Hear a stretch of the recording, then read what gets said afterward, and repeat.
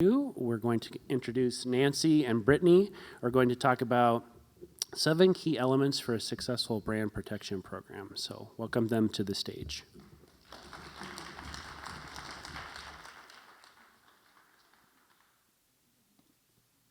I'm back. Mass exodus. We were trying to decide, sit, stand. I don't know.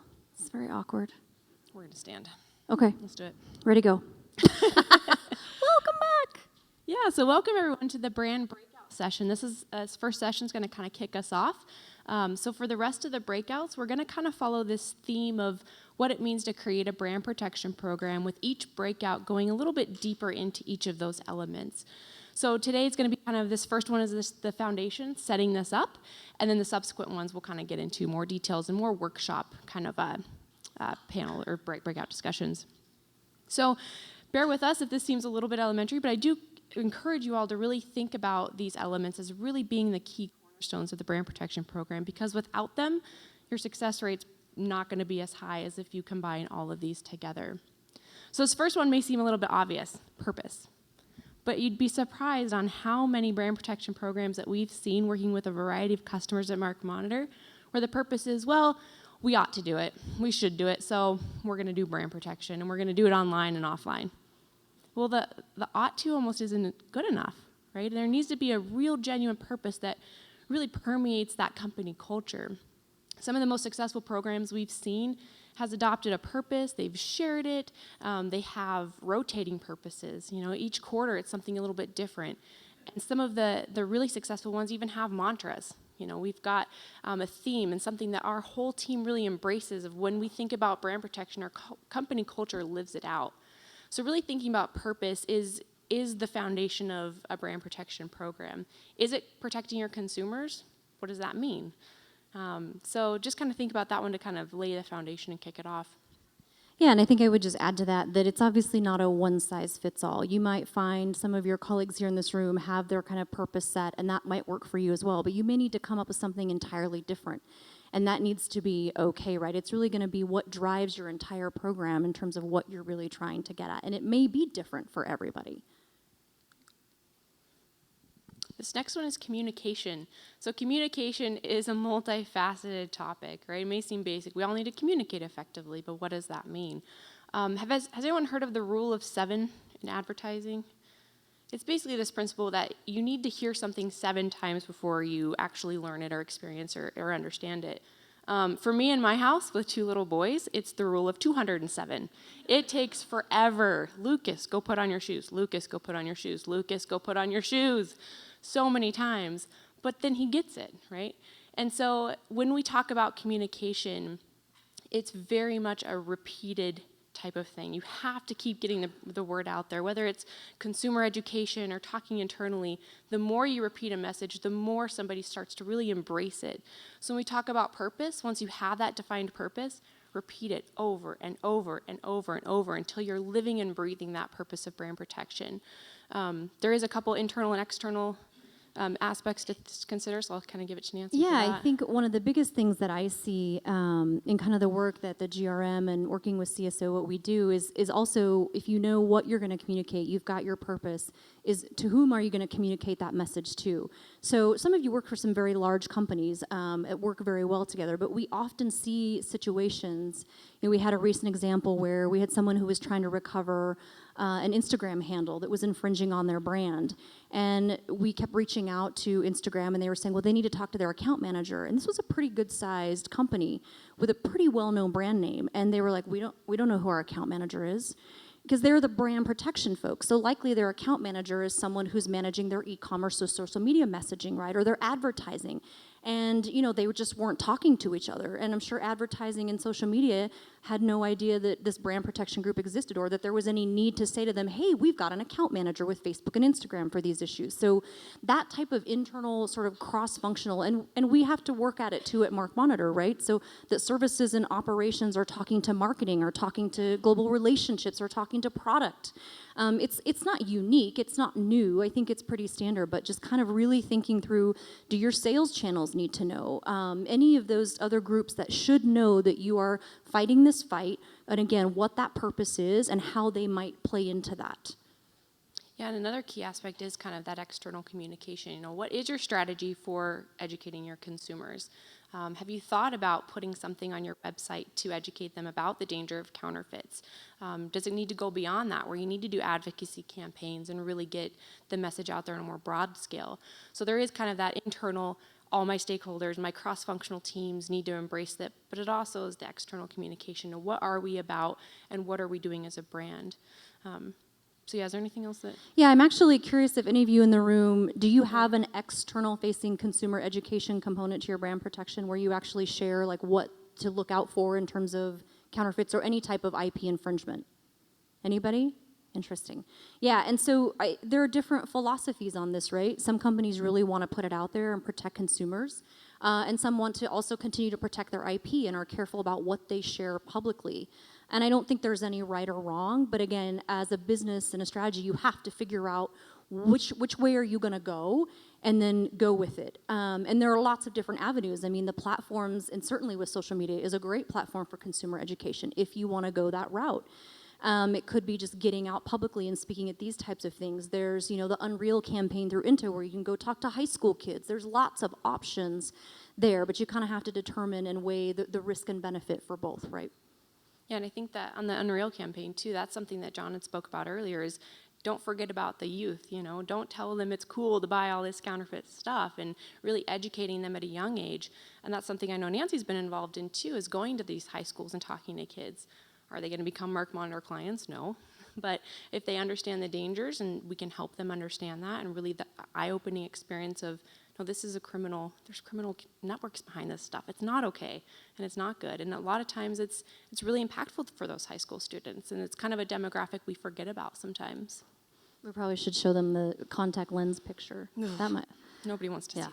That kind of stuff would probably work well with the high school crowd, right? So the next one is just strategy.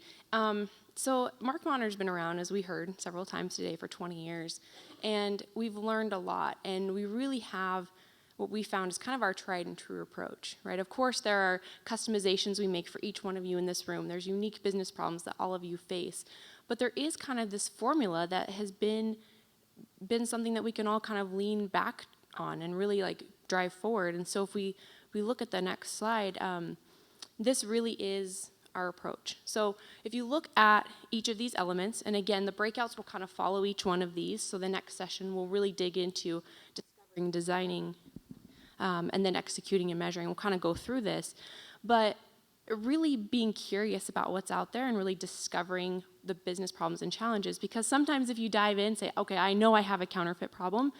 Wait a second, I didn't know I had these other 10 problems. Or it's less of a problem than I thought. I actually have a bigger problem in another area. Or even discovering those challenges in different geographies, in different regions. You may think that the US is your biggest concern when Turkey may be your biggest concern. And so it's really going about of, how do I discover these challenges? Leveraging big data and technology, talking to your investigators on the ground if you've been running on the ground campaigns. And then from there, you really start to design your program based on the data, based on what's really there, not just your assumptions, not just your beliefs about what you've seen, but really what's out there online. And so again, we kind of talked about consumer-centric detection. We don't just look at all the bad guys. We want to look at our well-intentioned consumers. We want to protect them because that's who builds our brand reputation. That's who our loyal base is, and that's who we want to protect. So it's really being mindful of how you design that program with that right mindset and that frame of mind.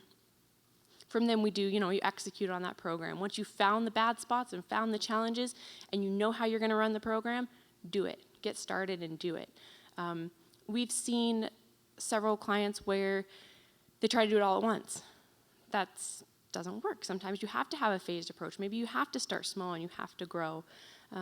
Then it's really important to measure those results. How well did I do? I just ran this campaign. I just took down a bunch of stuff online. Is it enough? How did I do? How did I perform? And Oleg and Ricard talked about this earlier. And the way you measure those results is super important and super impactful because that's how you communicate the effectiveness of your strategy to all of those levels of your company and externally as well. So being mindful of things like brand protection score. really taking in industry averages, benchmarking yourself against your peers, really getting a full understanding other than I took down 5 million links. Well, what does that mean? Or what kind of links are those? What does that really mean? And being strategic about the way you really look at things and visibility, that's a huge, huge, huge thing to consider. And from there, it's important not to just stay still. Don't just be content with that. Evolve your programs. Go to where the infringers are going. They don't give up easily. They're not quitters. Either are we. We have to evolve our programs based on those changing market conditions. That's another key element I think that we oftentimes forget. We get stuck on that execution stage, measure it here and there, but we never truly evolve the strategies and evolve the programs. All right, so one of the things we want to talk about is persistence, which I think it was in Ricard's slide, the whack-a-mole. They had the actual like whack-a-mole machine, which I love, because that's a pretty standard term in this industry, right, the whack-a-mole game. But what we've come to learn is that if you don't do that, if you don't whack the moles and you just walk away, then it's going to completely take over. So we already know through law enforcement we're not going to seize or arrest our way out of this problem. We're probably not going to C&D our way out of it either. But we have to have a combination of all those things, and you have to stay after it.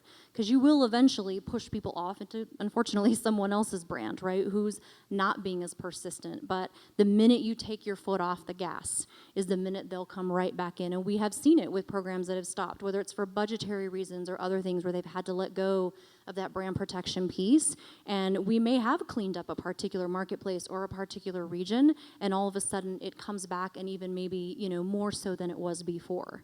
Yeah, we actually have a story of this. So I've been with Mark Bonner for almost 8 years now. And, I started as an analyst, and I was a little bit nervous, and I had my first big client, and I'm working with them and learning about their product and sending the C&D letters and taking these marketplace listings down, and starting to really get into feeling good about what I'm doing. It's really fun. Well, they decided to leave Mark Monitor. I'm like, great. That's it for my brand protection career. It's all because of me. I internalize all these things. And 6 months later, they came back to us and they said, well, kind of what's the impact of that? What's really going on now? So we went through this huge case study, and we looked at, how much, infringement was out there, and what does it look like today? And the staggering stat that I found was that in that 6 months, we saw those infringement levels escalate 830% from when they first left. I don't know if you heard the mic cut off, 838% in just 6 months. So you can't stop. You just can't stop. And we've kind of heard maybe the metaphor of, a wound when it's bleeding. You take the Band-Aid off, and that doesn't help. You have to keep the Band-Aid on. You have to keep going on this stuff, because it does become kind of a battle of wills at time. Who's going to be more competitive?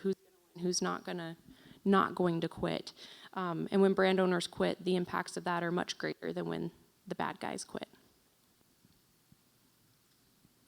All right, so then the last couple kind of tie in together we want to talk about is collaboration. And so, being a member of the global relationships team, this is kind of the part where I start to nerd out a little bit, right? When we talk about partnership and collaboration. So a couple different things here. One, there's obviously, again, that internal collaboration amongst your particular company and the other teams and departments that you work with. So not only do you have to communicate that message, what's your plan, what's your goal, what are you trying to accomplish, but also how do you work with those other teams? So how do you work with your e-commerce group, your advertising group, your sales folks, whatever the case may be, your C-level folks, how do you actually work with them to get the buy-in that you need and to get the assistance and the things that they're seeing? Maybe you have brick and mortar stores in retail and they need to be aware of someone who might be returning a counterfeit product.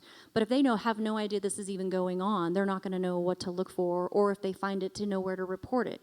So all of those things kind of have to really work hand in hand. So that's the internal piece, right? And so then, of course, we have the big external piece, which is what you're all doing right now. We're all kind of working with each other, with your service provider, and we work a lot with law enforcement, with platforms, and you can do that as well. We can help you, or you can do it directly. So you can work with the eBays and Facebooks and Amazons of the world and the FBI and Homeland Security. There are so many different avenues, and I would say in fairness, a lot of them really are willing to work with brand owners and want to hear from them, but you don't always know who to go to. And perhaps we can help you with that. There are some that maybe aren't as willing to engage, but I think that collective voice of all of you coming together and saying, hey, we need to hear something, we're all having issues, that could potentially drive some type of action or engagement. And that's where we can all collaborate amongst ourselves, whether you're competitors or not, whatever the case may be, to drive some of that as well. And I do kind of want to pause and just kind of go back a little bit to internal collaboration. We've seen a variety of levels of brand protection programs. We've seen it where we're working with these huge companies that have one person dedicated part-time to brand protection. And it's not, those programs don't really go anywhere, right? They're not, the effectiveness is just not there. So when we think about collaboration internally, it's so important to look at who you're pulling into these cross-functional teams. You can't do it alone, right? We've got a variety of clients that we work with that have full departments dedicated to brand protection that pull in people from corporate security, pull in people from their e-commerce teams, pull people from different aspects of the company to make it effective on a full company level. One story of this is I specifically deal with a corporation that has an advance of their production schedules for their products. And so their products are hugely popular, especially with children. And one of the dangers is somebody leaking one of those images for these products online. Because as soon as you leak an image, the counterfeiters are going to be all over it before you can even get your manufacturing to complete the product and go ahead and market it to your fan base. And so one of the things that they noticed was, well, wait a second, had anyone told our manufacturing companies that this is a problem? Has anyone looped in corporate security?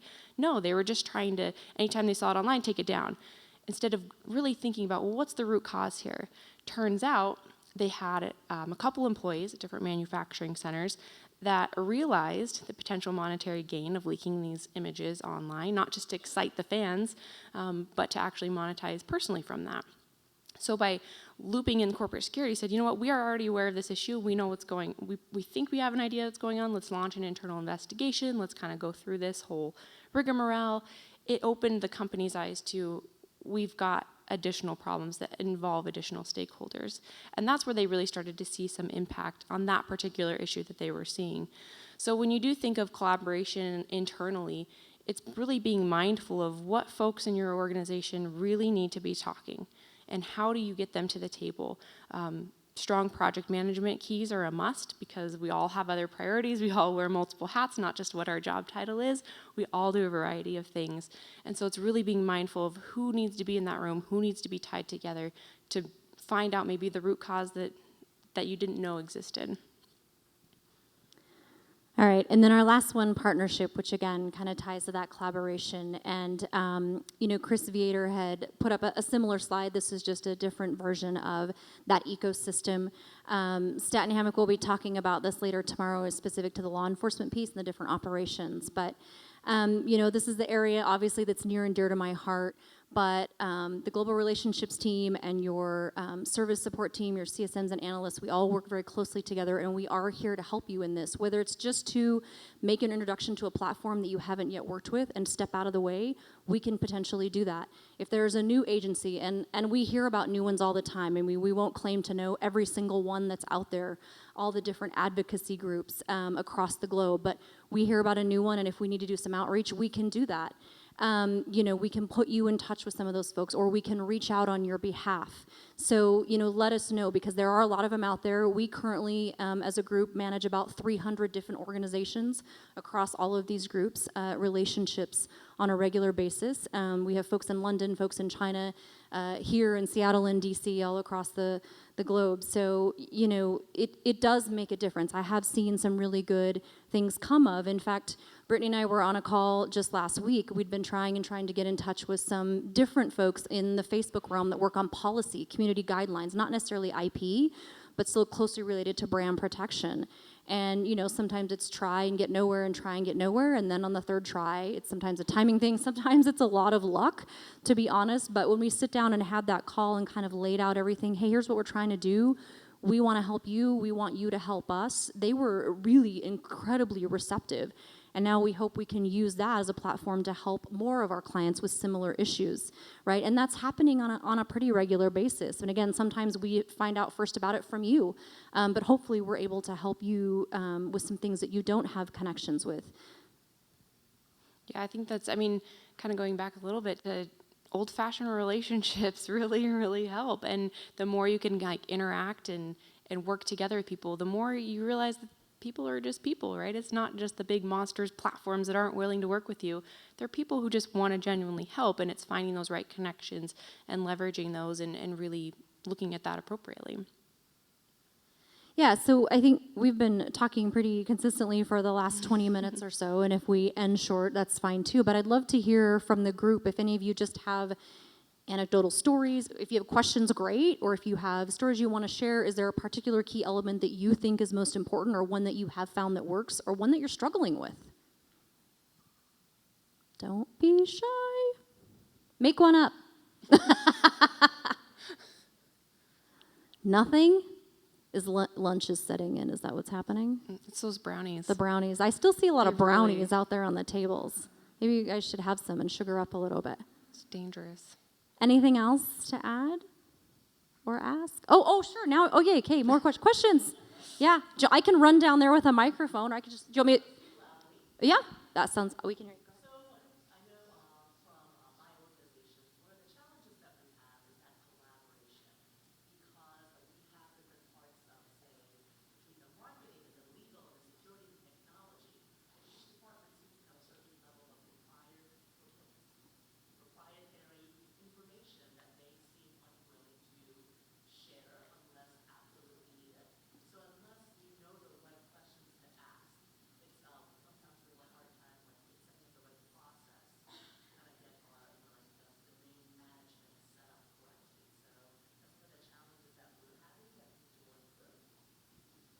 Yeah, I think it's not a unique challenge, right? But definitely a challenge. And surprisingly enough, we are seeing more and more organizations create brand protection departments. It used to be just the legal department, just the marketing department who was taking this on, but more. Oh, sorry. The question or the comment was really around like how difficult it is internal communication. You know, some departments not wanting to share with others, or certain proprietary information just not being able to share. And so that's why I was speaking to more and more. The trend is creating your own brand protection department. You know, hiring people to do things like project management to bring people together.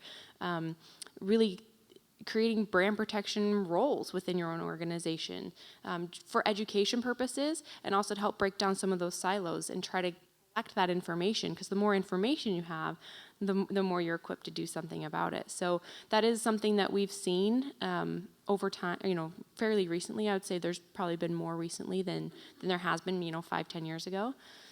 So that's one way I think collaboration is starting to increase, you know. I'm curious with that challenge. I mean, what are the things that you've tried so far? Is it in terms of trying to kind of force some of that, if you will?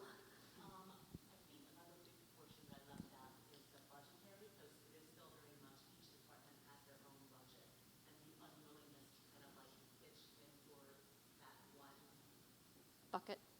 Yeah.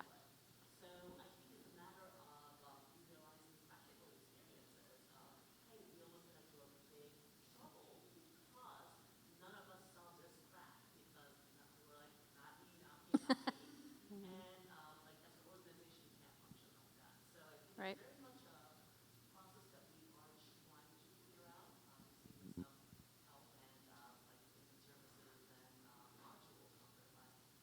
Yeah. Yeah, the budget thing, again, is not, unfortunately, a unique problem. We've seen that a lot, too, particularly if you don't have a defined department for brand protection in your own budget. You have to kind of, like, push and pull from other places, right? Beg, borrow, and steal. And so for those of you that didn't hear her comment, that was the piece that she said was missing, was just the budget part of, like, who's going to contribute and, you know, who wants to sort of, like, take ownership of it. And it's sort of this, like, nope, not it kind of thing, right? Until something bad happens, which is unfortunate, because that kind of applies to a lot of things. It's like, nope, everything's good, everything's great, until some big debacle happens, literally, and then it's like, oh, shoot. And so hopefully it doesn't come to that, maybe you can use someone else's debacle that's already happened to say, we don't want this to happen to us. I don't know, before it happens to you is kind of a catalyst, but yeah. Yeah, I mean, and all these elements are kind of interwoven, right? It's all about communicating the purpose of brand protection, understanding why, some departments aren't willing to share. Do they really know what it is? It goes back to all, these are kind of interwoven where they all kind of feed into each other. Other questions or comments? Complaints? Yes. I see one back there. Do you want me? I'll throw a mic at you. I'm just kidding. I won't. Go ahead and tell the question. I'll try to repeat it into the mic. So it's not a question. Okay. Just an experience. So I started the brand protection program at our company several years ago, and I was the one-woman show. Oh, I'm sorry. No, you're fine. We just want to make sure. Yeah. So I was a one-woman show with the brand protection and the domain, and then social media got thrown in, but I wasn't the one-woman show for that, but just the brand protection and the domain, and it was all in marketing. And all they cared about was if somebody saw something out there that shouldn't have been out there, that's a problem. So, brand protection, I caught it. But there were some things that I caught, and this is where your partnership and your collaboration needs to come in. We would send cease and desist, Mark Monitor and I, and then all of a sudden, who sent this cease and desist? This is a $6 million account. Well, how was I supposed to know? And I'll get that every 2 or 3 years, even now. And it's got a cease and desist because the rules have not been followed, and it's probably an account or an agent's account or an agent. So collaboration and partnership we're starting to pull that together much better now. Also, at that time, I was in a marketing area. So we had 2 brand protections, one in IT and one in marketing. And it's been a discussion for about 6 years now. Why are we paying for 2? So, yeah. So now I'm moving over to the IT part of it. We're only going to have 1. So it's getting to be a little bit more technical and more technical things that I have to learn. And we're getting to where we're talking more to legal and to other people in higher up in the C-suite. Where is the list of the $6 million accounts so we can make sure that we don't send them, we talk to them, we don't send them this nasty gram. So it's very, very important to have that collaboration. Yeah, and it almost sounds too like you're almost still defining the purpose, right? Where it's marketing versus IT have different purposes. I love Lauren and Matt's presentation. Their purpose is to put smiles on their fans' faces. And that you can tell it permeates their entire corporation. That video, sizzle video, got me pumped up. I was like, yeah, I'm not a personal WWE fan, but I am now. Like that's their purpose is to put smiles on faces. We've got a convert, I Lauren. like that. Yeah, you converted me. But it's like that's something that as a consumer you can buy into is their purpose. Other corporations we work with, they're protecting their consumers, which is another great purpose. Their whole corporation is about we have to protect them. We have to protect their well-being, their health. We don't want this bad medicine in their body. This is what we're about. And everyone lives and breathes that. And I think that's one thing to kind of question, is my corporation living and breathing a purpose? And what does that look like? If it's not something you can specifically point to, maybe that's a point we should work together. And as these collaborations happen, maybe in small groups, maybe it is just one person right now, but that's where it can start, right? It's just really thinking about that and pulling things together so you can point to something like putting smiles on faces, protect consumers from bad medicine, whatever it is. But it's got to be that statement that's embraced personally and throughout the company culture. Yeah, and I think, to add to that, that's not to say that if your purpose doesn't have a health and safety component, doesn't mean it's not valid, right? There's a fan base, there's brand reputation, there's integrity, all that IP that Lauren talked about that you fought hard to establish and pay for and register, you should be able to protect that. You own the rights to that. Do I have other questions while I'm down here roaming around the crowd? Anyone? Troy, you were raising your hand earlier. Oh, you were just pointing out people. Anybody else before we wrap up? You'll get a few extra minutes if you can gobble down some brownies. I do have a body pump class at 5:30 I'm teaching. I know some of you signed up for that, right? In here. Oh, yeah, we got to bring the weights in. Hope you all brought your gym gear. No? Okay. All right. Yeah, Well, and I really think- the last element just before we close is that dedication. So once you do have the purpose, you're communicating, and you just can't stop. You have to be dedicated. Nancy and I are both, I would say, fairly competitive, right, Nancy? I think I'm she's more competitive than she is. competitive than I do am. win on that front, but it's just Yeah. don't. When she told me the story about when she was pregnant, she was at the gym, and then next to the treadmill was the lady who was walking faster than her, and she started racing her, but the lady didn't actually know she was racing her. I was like, Brittany, what's happening? That is true. That is That's- true. But I yeah. beat her. I beat her. Yeah. I was dying. That was but the I key. beat her. Brittany I won. I was dying, but I beat her. So yeah, just don't give up. The dedication doesn't have an off season, and we shouldn't have one, right? This is a long-term fight. It's a long-term game. And if you can get anybody to quit, you have small victories along the way. And it's proclaiming those victories throughout your company on stages like this. And it's being proud of that work that you do. But just don't give up. That may sound cheesy, but don't give up. All right. Thanks so much. I think that's our time. Thanks, guys.